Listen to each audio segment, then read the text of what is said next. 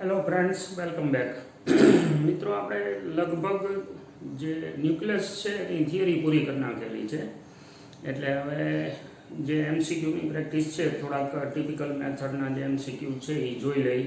Once again last ચેપ્ટરની જેમ જ જે પીડીએફ જે પ્રશ્નો છે એ મારી પાસે પીડીએફ ફોર્મમાં છે. એટલે હું તમને એ ગ્રુપમાં કે પછી તમે હાઈ કહીને મોકલાવો તો એમાં હું વોટ્સએપમાં આપી દઈશ તમને, જેથી કરીને સ્ટેટમેન્ટ તમારી સામે રહે અને you can solve it out. Okay, થિયરીનો જે આખો પોર્શન છે આમ તો ઓલમોસ્ટ આપણે કરી જ લીધો છે, પણ એક ન્યુક્લિયર પ્રક્રિયા જે છે એ એક પોઈન્ટ બાકી છે. ન્યુક્લિયર પ્રક્રિયાઓ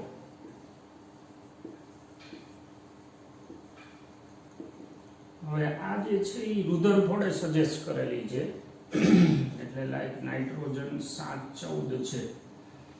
હવે એમાં તમે માનો કે હિલિયમ છે એને બોમ્બાર્ડ કરો, હિલિયમને બોમ્બાર્ડ મતલબ એના ઉપર પ્રતાડિત કરવાનું, જેથી કરીને કેન્દ્ર સુધી છેક સુધી પહોંચે. લાઈક આલ્ફા કણ છે આ, તો એ કમ્પોઝિટ કેન્દ્ર બનશે અને પરિણામે ટોટલ આ નંબર કેટલો થયો? 9. ઓક્સિજન બને છે 8, એની સામે 17 બને છે, 14 ને 4 18, અને પ્લસ એક પાર્ટિકલ છૂટો પડે અને પ્લસ એનર્જી અંદર ઇન્વોલ્વ થયેલી હોય. ટોટલ નંબર અહીંયા ચેક કરી લો તમે, જસ્ટ કેમેસ્ટ્રીમાં કરો છો એવી રીતે. 14 ને 4 18 દળાંક, 18 દળાંક, 7 ને 2 9, 8 ને 1 9. આ ટાઈપની ન્યુક્લિયર પ્રક્રિયાઓ આ જે છે એ એક્ઝામ્પલ છે, પણ આવા પ્રકારની ન્યુક્લિયર પ્રક્રિયાઓ શક્ય છે જેમાં ઉર્જાનું ઇન્વોલ્વમેન્ટ હોય. આને પ્રક્રિયા છે એની ક્યુ વેલ્યુ કહેવાય. મતલબ કે આવી કોઈ પણ પ્રકારની આ જે છે ને આને ટાર્ગેટ કહેવાય. પછી આ પ્રોજેક્ટાઇલ કણ છે, આ પ્રોડક્ટ ન્યુક્લિયસ છે અને આ પ્રોડક્ટ પાર્ટિકલ છે. તો હવે કોઈ પણ આવી કોમન પ્રક્રિયા હોય એને આ રીતે બતાવી શકાય.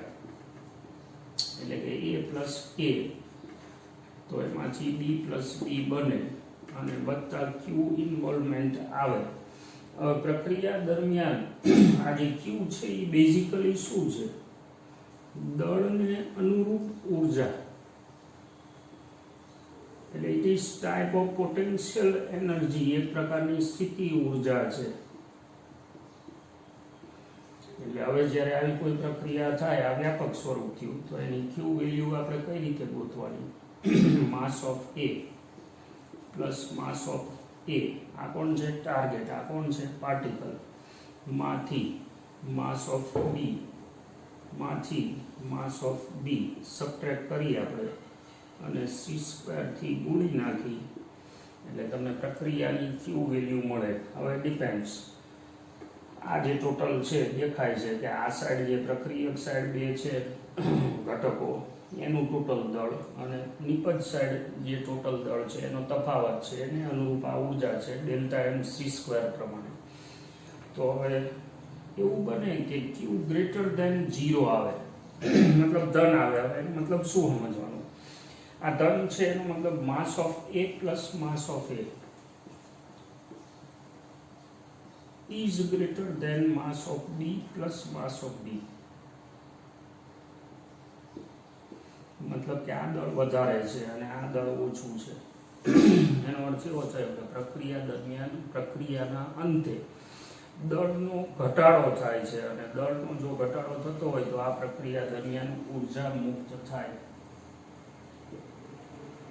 અને જો ઉર્જા મુક્ત થાય તો આને ઉર્જા ક્ષેપક કહેવાય. જસ્ટ એસ કેમેસ્ટ્રી, પણ આનું કેલ્ક્યુલેશનનું ટાઈપ જે છે એ થોડી જુદી છે. માનો કે લેસ ધેન 0 આવે તો એનો સીધો અર્થ નીકળશે કે Ma plus Ma is less than Mb plus Mb. મતલબ પ્રક્રિયાના અંતે તંત્રની ટોટલ ઉર્જા, દળને સમતુલ્ય ઉર્જા વધી છે, અને જો એવું થાય તો પછી આ જે છે એમાં ઉર્જા શોષાય. આને ઉર્જા શોષક કહેવાય. આ સિક્વન્સ ધ્યાનમાં રાખજો એમસીક્યુ ગણવા માટે. કોઈ પણ પ્રક્રિયા તમને આપે તો તમારે આ જ સિક્વન્સમાં ક્યુ વેલ્યુ ગણવાની છે. ક્યુ વેલ્યુ તમે ગણો એટલે જો પોઝિટિવ આવે તો એમાં ઉર્જા મુક્ત થશે, જો નેગેટિવ આવે તો એમાં ઉર્જા શોષાય. પ્રક્રિયાના અંતે જો દળ વધે તો ઉર્જા શોષાણી કહેવાય, પ્રક્રિયાના અંતે દળ જો ઘટે તો ઉર્જા મુક્ત થઈ કહેવાય. ઓકે, આ એક ટોપિક વચ્ચે ઉતાવળમાં કે ગમે તે રીતે બાકી રહી ગયો હતો, મારા ધ્યાનમાં આવ્યું. ખાસ આ સંબંધ ધ્યાનમાં આપણે રાખવાનો છે, ક્યુ વેલ્યુ. હવે આ જે ઉર્જા મુક્ત થાય છે એ બનતા ટુકડાની ગતિ ઉર્જાના સ્વરૂપમાં રૂપાંતરિત થશે. મતલબ કે આ ઉર્જા છે એ આમ ફુવારા નથી થવાના, પણ આ બે ટુકડા જે બન્યા, કયા, એક પ્રોડક્ટ અને બીજું પ્રોડક્ટ પાર્ટિકલ, તો આ બંનેની ગતિ ઉર્જાના સ્વરૂપમાં વહેંચાય. એટલે ઉર્જા સંરક્ષણના નિયમો પરથી આપણે આ ગણતરી કરી શકીએ. ઓકે,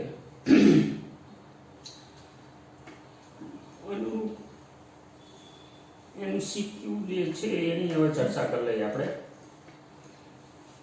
મારી પાસે રકમ સ્ટેટમેન્ટ બધા છે, બહુ હલકા ફુલકા MCQ થી ચાલુ કરી અને લાસ્ટ ચેપ્ટરની જેમ જ છેલ્લે થોડીક હેવી વેરાયટી લઈશું.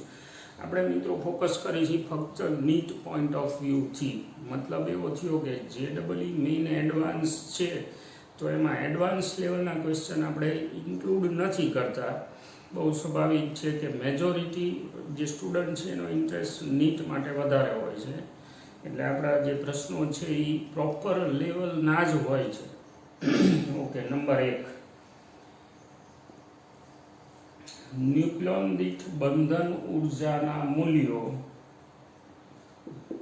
Li37 અને He24 માટે અનુક્રમે 5.6 મેગા EV અને 7.06 મેગા EV છે. ન્યુક્લિયોન દીઠ છે, પર ન્યુક્લિયોન. તો પ્રશ્ન શું છે, નીચેની ન્યુક્લિયર પ્રક્રિયામાં ક્યુ વેલ્યુ ગણો. અત્યારે જે આપણે વાત કરી, હવે પ્રક્રિયા તમને આપેલી છે Li37 plus H11 He24 plus He24 plus Q value. હવે આમાં માસને અનુરૂપ આપણે ગણતરી કરવી પડે. એટલે હવે જે કંઈ આખું કેલ્ક્યુલેશન છે એમાં એમ માનો ને કે આપણે પહેલાં ડિફરન્સ જોઈ લઈએ. તો પ્રક્રિયક સાઈડ કુલ બંધન ઉર્જા, તમે જુઓ આ પાર્ટિકલ તો ફ્રી છે એટલે એની બંધન ઉર્જા ન હોય, આ ધ્યાનમાં રાખવાનું છે. તો આ સાઈડ આખું તંત્ર તમારે તોડી નાખવું હોય તો 5.6 ગુણ્યા 7 એટલે 42, 35 ને 39.2 મેગા એવી ઉર્જા આપવી પડે. આ સાઈડ વિચારી તો ટોટલ ન્યુક્લિયોન દીઠ કેટલી છે, 7.06. એવા બે બન્યા છે તો કુલ બંધન ઉર્જા આ સાઈડ કેટલી થવાની, તો કે 7.06 અને એવા કેટલા છે, તો કે 4 અને 4 એટલે ટોટલ 8. 6 × 8 = 48 અને 7 × 8 = 56. આટલી તમારે ઉર્જા આ બાજુ તોડવા માટે દેવી પડે અને આ બાજુ તોડવા માટે આટલી ઉર્જા દેવી પડે. તો પછી ક્યુ વેલ્યુ છે એ કેટલી છે. આમાં એક વસ્તુ ધ્યાનમાં રાખવાની કે તંત્ર સ્થિર બન્યું કે અસ્થિર બન્યું. પેલી બાજુનું આખું તંત્ર તોડી નાખવા માટે કેટલી ઉર્જા આપવી પડે છે, 39.2 મેગા EV. આ બાજુ આખું તંત્ર તોડી નાખવા માટે 56.48 મેગા EV ઉર્જા આપવી પડે છે. મતલબ એવો થયો કે તંત્ર આ વધુ સ્થિર થયું છે, કારણ કે આને તમારે તોડવા માટેની રિક્વાયરમેન્ટ વધારે છે એટલે આ વધુ સ્થિર છે એવું કહેવાય. તો 56.48 માંથી 39.2 આપણે સબટ્રેક્ટ કરી એટલે 16, 7, 17.28 મેગા EV આવે આંકડો. ઓપ્શનમાં તમને આપેલો છે આશરે 17.3. ખાસ ધ્યાનમાં રાખજો, જુદી જુદી રીતે ક્યુ વેલ્યુ કેલ્ક્યુલેટ કરી શકાય. અહીંયા આપણે ગણતરી કરી છે એની આધારે બંધન ઉર્જાના આધારે. હમણાં જ મેં વાત કરી તો એ દળ તફાવતના આધારે, એટલે જેવું સ્ટેટમેન્ટમાં તમને ડેટા આપેલો છે એના આધારે આપણે ક્યુ વેલ્યુ ગણવાની આવે. પ્રશ્ન કદાચ એ થાય કે આનું કેલ્ક્યુલેશન કેમ નથી કર્યું. કોણ છે, પ્રોટોન છે. હવે પ્રોટોન ઓલરેડી રખડતો જ હોય એટલે એને કોઈ યાર બંધન છે જ નહીં, એટલે એની બંધન ઉર્જાના આંકડા હોય જ નહીં. ઓકે, નંબર 2 પ્રશ્ન છે મારી પાસે. જો યુરેનિયમ 92238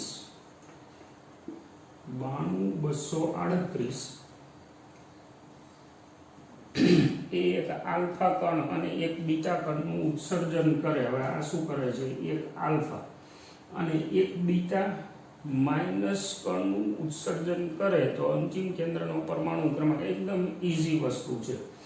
આલ્ફા જ્યારે જાય ત્યારે શું થાય? તો કે ઝેડમાંથી 2 ઓછા થાય અને એમાંથી 4 ઓછા થાય.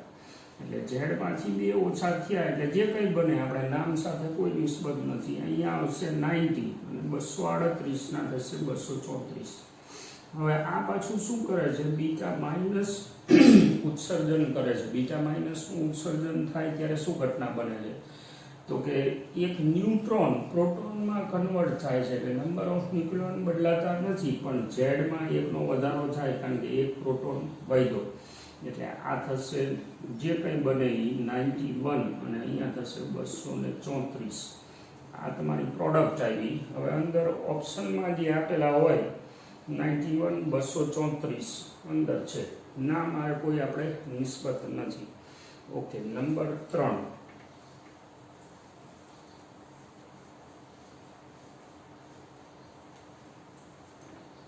બહુ સહેલા પ્રશ્નોથી આપણે શરૂઆત કરી છે. ન્યુક્લિયર પ્રક્રિયા નાઇટ્રોજન 714 વત્તા X માંથી કાર્બન 614 વત્તા H11 વત્તા H11 માં X બરાબર શું હોઈ શકે એ ગોતવાનું છે. કેમેસ્ટ્રીમાં આપણે આવો ધંધો ઘણી વાર કર્યો. જસ્ટ આપણે આંકડા બેલેન્સ કરવાના છે. હવે આંકડા બેલેન્સમાં શું? તો કે 6 ને 1 7 ને 1 8 એટલે ટોટલ અહીંયા 8 હોવું જોઈએ. તો X જે છે એ બોક્સમાં અહીંયા એકડો હોવો જોઈએ. ઓકે, ઉપર શું છે? 14 ને 1 15 ને 1 16 એટલે ટોટલ 16 હોવા જોઈએ. હવે આ બાજુ કેટલા છે? 14 છે તો 2 હોવા જોઈએ. હવે આ બોક્સ 1 2 હોય એટલે અમને ઓપ્શનમાંથી આપેલું છે. આ બોક્સમાં 1 2 નામ આપેલા છે તો આને ડ્યુટેરોન કહી શકાય. એટલે X will be equal to H12. Okay, number 4. Li lithium 37 નું કુલ દળ 37 નું ટોટલ માસ તેના મુક્ત ન્યુક્લિયોનના દળ કરતાં 0.042 U જેટલું ઓછું છે. એના મુક્ત ન્યુક્લિયોન એટલે અંદર નંગ કેટલા પડ્યા છે? તો કે 3 પ્રોટોન અને 4 ન્યુટ્રોનનું ટોટલ દળ એને હું M2 કહી દઉં અને M1 કહી દઉં તો તમને ડેલ્ટા M આપેલો છે.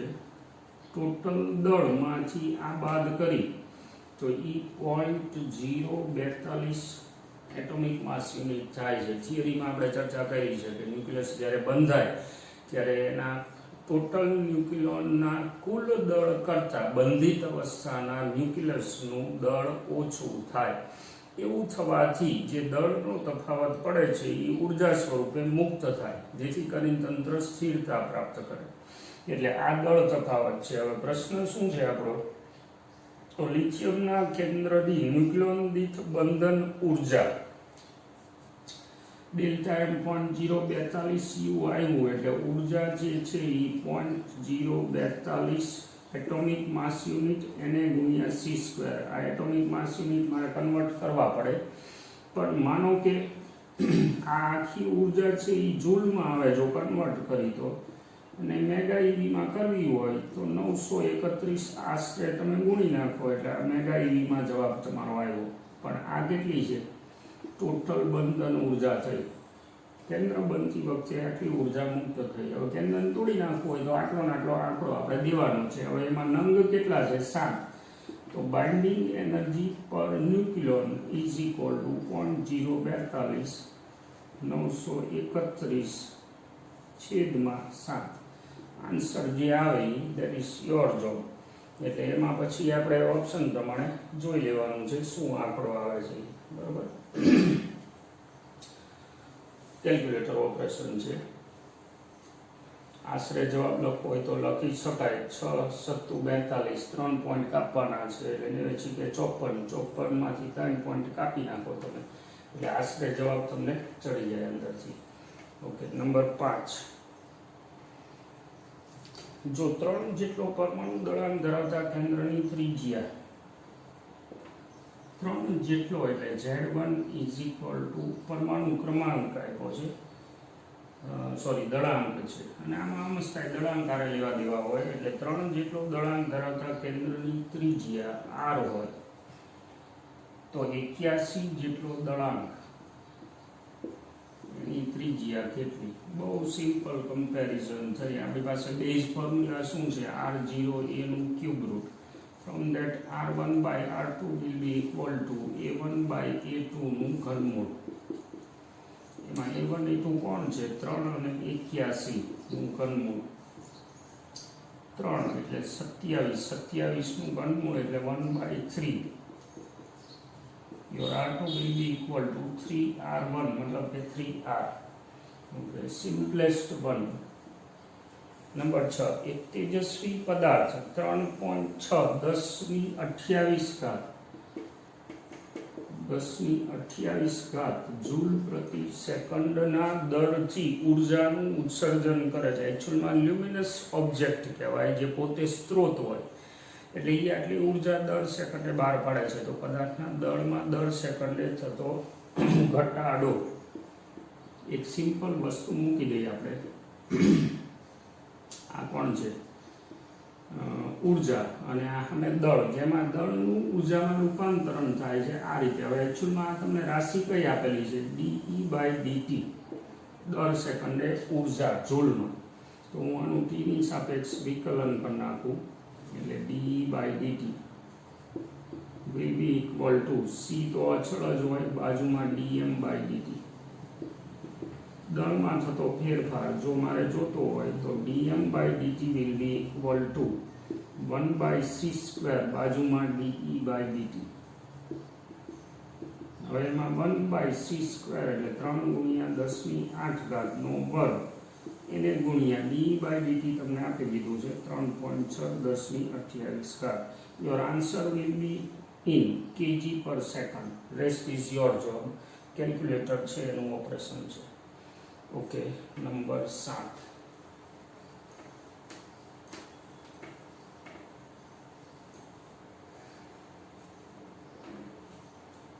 એમાં એવું કીધું છે કે OS 189 જે કંઈ હોય આપણે એની યાર કોઈ લેવા દેવા નથી. દળાંક આપેલો છે કેન્દ્રની ત્રિજ્યા કરતા, એટલે A1 બરાબર 189 છે. R1 છે એ હું એમને મૂકી દઉં. સ્ટેટમેન્ટ શું છે, કેન્દ્રની ત્રિજ્યા કરતા ત્રીજા ભાગની ત્રિજ્યા વાળું કેન્દ્ર, એટલે R2 is equal to R1/3. નીચેનામાંથી કયું છે એ ગોતવાનું. સેમ હમણાં આપણે જે વાત કરી, R0 a નું cube root, R1/R2 will be equal to R0 cancel, A1/A2 નું ક્યુબ રૂટ. ઓકે, હવે અહીંયા R1/R2 જે છે એમાં R1/R2 એનો સીધો ડિફરન્સ તમને 3 મળી જશે. આ બાજુ A1/A2 નું ઘનમૂળ, ઘન લઈ લઈ બે બાજુ એટલે આ થઈ જશે 27 A1/A2. તો A2 will be equal to A1/27 એટલે કે 189/27. Rest is your job. By chance કદાચ અપૂર્ણાંક આવે તો અંદર આશરે સમજી લેવાનું. Number 8 uranium 92-238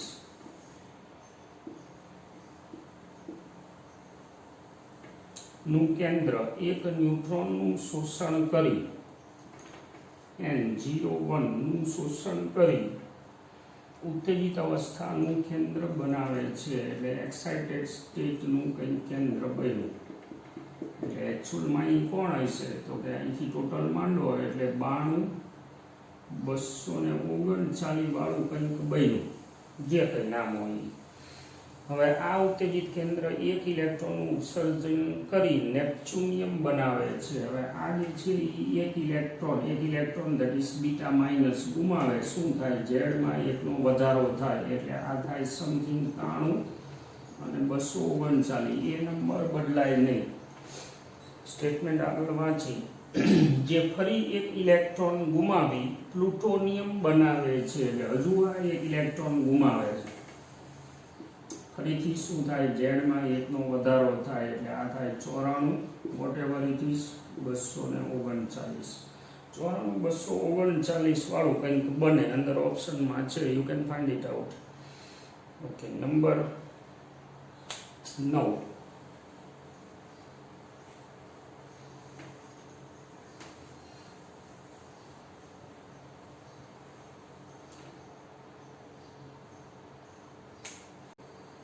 okay, number 9. પ્રશ્ન મારી પાસે એવો છે, m દળનો આલ્ફા કણ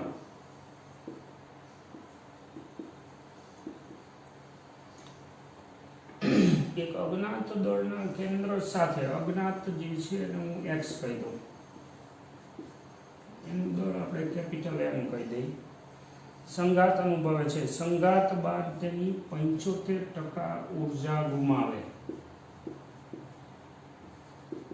મૂળ દિશામાં પાછો પડે છે, તો અજ્ઞાત કેન્દ્રનું દળ. બહુ ટિપિકલ વસ્તુ થઈ, આને ન્યુક્લિયર સાથે લેવા દેવા નથી. મતલબ કે પ્રશ્ન જે છે એ મિક્સઅપ છે, ખાલી નામ આલ્ફા અને આ આવેલું છે, બાકી છે સંઘાતનો પ્રશ્ન. એટલે આપણે એ રીતે વિચારીએ તો ધારો કે પ્રારંભિક વેગ v1 કહી દઈએ સંઘાત પહેલા અને બાદમાં, એટલે કે સંઘાત આપણે ખાલી આલ્ફાની જ વાત કરી છે, એટલે અંતિમ વેગ છે એને v2 કહી દઈએ. તો હવે છે શું, તો કે એની પાસે આટલી ઉર્જા હતી, પછી એમાંથી આટલી બચી, મતલબ કે એનો પોતાનો વેગ જે કંઈ હોય એ નથી મેન્શન કરેલું, પણ આ જે છે એ 75%, એટલે કે 75% પ્રારંભિક ઉર્જાના હતા. હાફ એમ ઉપાડી લઈએ એટલે v1 square minus v2 square is equal to 75%, એટલે 3/4, અને આ હાફ એમ નીકળી ગયું એટલે v1 સ્ક્વેર, આને પેલી બાજુ લઈ જાઓ એટલે v1 square minus 3/4 v1 square is equal to v2 square થાય. મતલબ કે 1/4 v1 square is equal to v2 square, એટલે કે v2 બરાબર 1/2 v1. મતલબ પાછા પડતી વખતે તમને આડકતરી રીતે આપેલું છે કે પાછા પડતી વખતે આલ્ફાનો વેગ આટલો છે. હવે સંઘાતના યાદ કરો, અથડામણ બાદ વેગનું સૂત્ર શું હોય, તો કે m2 minus m1 v1 m1 plus m2 તમારે ગોતી પાડવાનું ક્યાંથી આ સૂત્ર આવ્યું. એમાં v2 ની જગ્યાએ હું v1/2 મૂકી દઉં, m2 એટલે આપણો capital M small m, v1 છેદમાં m plus m, v1 cancel half, આપણે ચોકડી મારી દઈએ એટલે m plus m is equal to double m minus double m, v1 cancel થઈ ગયું, આ m આ બાજુ લઈ આવો એટલે 3m will be equal to your capital M. અજ્ઞાતનું દળ. પ્રશ્ન ધ્યાનમાં રાખજો, સંઘાતનો પ્રશ્ન થયો એટલે એને કંઈ બીજી બાબત હારે, એટલે કે ન્યુક્લિયર પ્રક્રિયાઓ હારે લેવા દેવા નથી. Okay, number 10.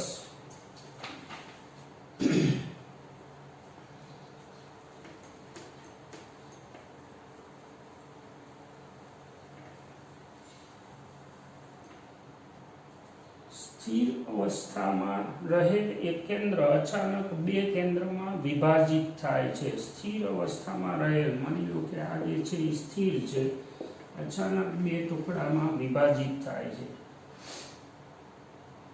જો ટુકડાના વેગ, મતલબ આને હું એકડો ને બગડો કહી દઉં તો v1 જેમ v2 ઇઝ ઇક્વલ ટુ 2:1 ગુણોત્તરમાં છે.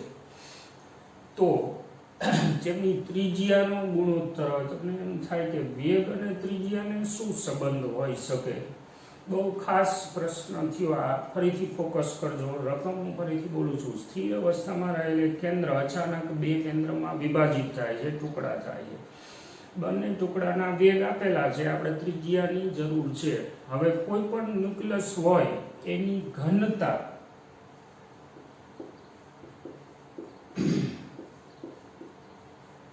અચળ આવે, આવું આપણે થિયરીમાં વાત કરેલી છે. બસ આના ઉપરથી આપણે હાલવાનું છે. ઘનતા એટલે શું, દળના છેદમાં કદ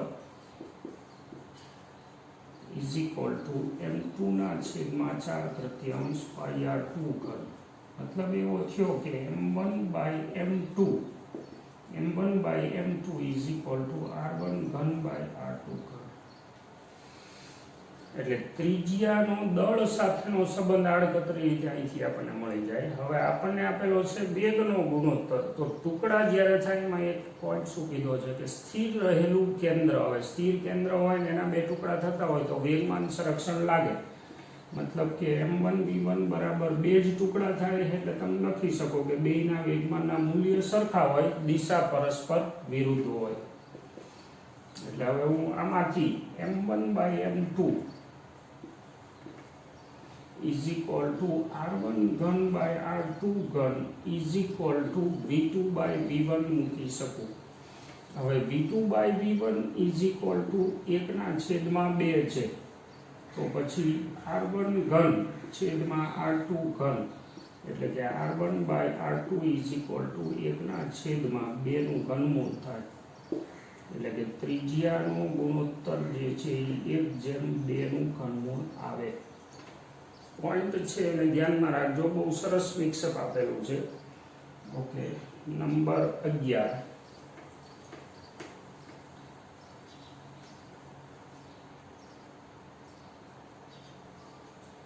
એ અને બી પરમાણુના કેન્દ્રની બંધન ઊર્જા એ માટે ઈએ, બી માટે ઈબી. બંધન ઊર્જા એ અને બી છે. બીના ત્રણ કેન્દ્ર સંલયન કરી અને એક એનું કેન્દ્ર બનાવે છે અને પ્રક્રિયા દરમિયાન ઈ ઊર્જા મુક્ત થાય છે. આ ઊર્જા બતાવેલી છે. તો ત્રણેય વચ્ચેનો સંબંધ કોણ? એ, ઈબી અને ઈ વચ્ચેનો. હવે આ જ્યારે સંલયનથી કેન્દ્ર બનાવે ત્યારે શું થાય? ઊર્જા મુક્ત થાય અને તો જ પ્રક્રિયા ફોરવર્ડ હોય. તો મુક્ત થતી ઊર્જા એટલે શું? તો કે ઈબી અસ્થિર હતું એટલે 3 ઈબી. 3 આવા કેન્દ્ર ભેગા થાય છે એટલે ત્રણેયને તોડી નાખવાની જરૂરિયાત આટલી. પછી એમાંથી જે કેન્દ્ર બન્યું એને તોડી નાખવાની જરૂરિયાત આટલી. તો બેયનો ડિફરન્સ છે એ ઊર્જા તરીકે મુક્ત થતો હોય. મતલબ કે 3EB is equal to E plus EA થાય. લોજિક થોડુંક દોડાવવાનું. 3B ને તોડી નાખવા આટલી ઊર્જા દેવી પડે છે, જ્યારે એને તોડી નાખવા આટલી દેવી પડે છે. તો બેયનો જે ડિફરન્સ છે એ ઊર્જા તરીકે મુક્ત થાય. નંબર 12. નીચેનામાંથી કઈ ન્યુક્લિયર પ્રક્રિયા શક્ય છે? હવે એના માટે તમારે ચારે ઓપ્શન જોવા પડશે અને સંરક્ષણ ઉપરથી તમારે ટોટલ જોવાના છે કે 7 ને 13 ને 14. તમને ઓપ્શન ABCD આપેલા છે. હું અહીંયા લખતો નથી, તમારી પાસે PDF છે એમાં જોઈ લેવાનું છે. તો પ્રક્રિયા કઈ શક્ય છે? કોઈ પણ પ્રક્રિયા શક્ય ન્યુક્લિયર ક્યારે બને? તો કે ફોરવર્ડ મતલબ સ્થિરતા તરફ જવાની હોય તો. એટલે પહેલાનું કેન્દ્ર અસ્થિર હોય, બોમ્બાર્ડમેન્ટના કારણે ઉત્તેજિત અવસ્થાનું કેન્દ્ર બને પણ એની સામે ઊર્જા મુક્ત જો થતી હોય તો એ ન્યુક્લિયર પ્રક્રિયા ફોરવર્ડ હોય. તો એવું ઓપ્શન જે છે એ મને ત્રીજું આપેલું છે કે ભાઈ નેપ્ચ્યુનિયમ, હમણાં જ આપણે વાત કરી. તો એ એક ઇલેક્ટ્રોન ગુમાવી અને પ્લુટોનિયમ 239 બનાવે છે. હવે બાકીના જે 3 છે એમાં અમુકમાં માની લો કે ઇલેક્ટ્રોન મુક્ત થાય છે એવું બતાવેલું છે. પણ નાઇટ્રોજન નોર્મલ એ કોઈ દિવસ ઇલેક્ટ્રોન મુક્ત ન કરે. એમાં ઓલરેડી સ્થિરતા છે જ તે. એવી જ રીતે સોડિયમ તો એમાંય સ્થિરતા છે, એટલે આ આપણે ગણવાની જરૂર નથી. નંબર 13. આપેલ પ્રક્રિયા છે આ H12 પ્લસ H13 માંથી He24 બને છે. અનુક્રમે બંધન ઊર્જા A, પછી આની B અને આની C આપેલી છે. તો મુક્ત થતી ઊર્જા. હવે આ પાછું પેલા જેવું થયું, આ સ્થિરતા તરફ જાય છે કેન્દ્ર. હા, તો આને તોડવાની જરૂરિયાતમાંથી પેલા બેને તોડવાની જરૂરિયાત બાદ કરી એટલી ઊર્જા મુક્ત થાય. મતલબ કે C minus A minus B. હમણાં જે વાત કરી ડ્યુટેરોન નંબર 14. Okay, number 14. ડ્યુટેરોન અને આલ્ફા કણની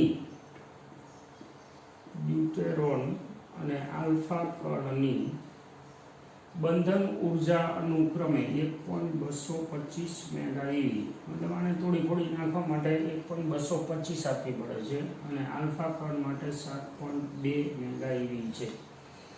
હવે એમાં બંનેમાંથી વધુ સ્થિર કોણ હશે, અને આમાં જે છે આંકડા અંદર મેન્શન નથી થયું, પણ આ ન્યુક્લિયોન દીઠ હોવી જોઈએ, કારણ કે હમણાં જ આપણે સમ કેલ્ક્યુલેટ કરેલો છે.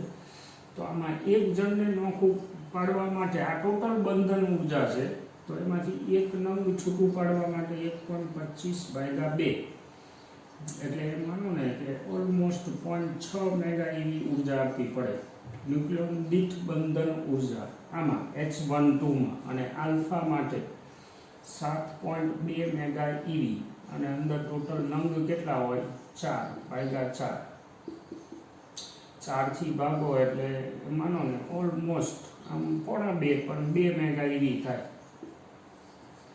તો હવે આને તોડવાની જરૂરિયાત થોડી અઘરી છે અને તોડવાની જરૂરિયાત ઓછી છે, એટલે વધુ સ્થિર હોય એટલે કે આલ્ફા હોય. બહુ સિમ્પલ પ્રશ્ન છે. Okay, number 15.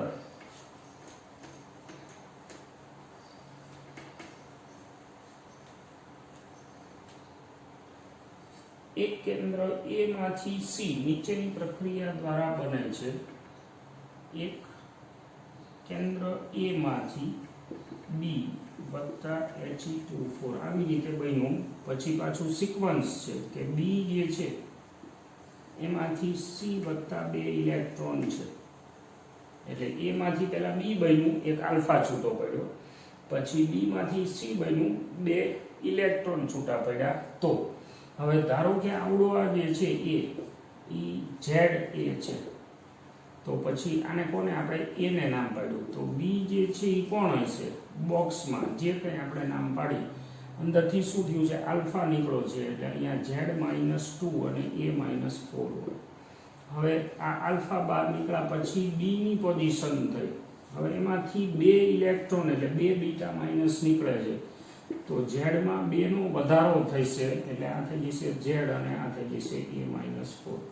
ઓકે, હવે ઓપ્શન શું છે મારી પાસે, ફલાણા સમદળીય આઇસોટોપ વગેરે વગેરે એવું છે. તો જેના Z સરખા હોય એને આઇસોટોપ કહેવાય. અહીંયા Z સરખા છે, કોણ છે A અને આવડવા કોણ C, એટલે A અને C આઇસોટોપ હોય. ઓકે, 15 પ્રશ્ન આપણે ઓકે કરેલા છે. હજુ પીડીએફમાં આગળ છે, એકાદ 2 લેક્ચર હજુ આવશે. ફરીથી એક વખત તમે આ બધા જ પ્રશ્ન જાતે ગણી, અથવા તો ક્યાંય જો એવું લાગે કન્ફ્યુઝન છે, તો બહુ ઇઝી વસ્તુ, પણ છતાંય કન્ફ્યુઝન લાગે તો વિડીયો રિપીટ કરજો, અને આમ નામ મળતા રહીશું. Thank you for watching.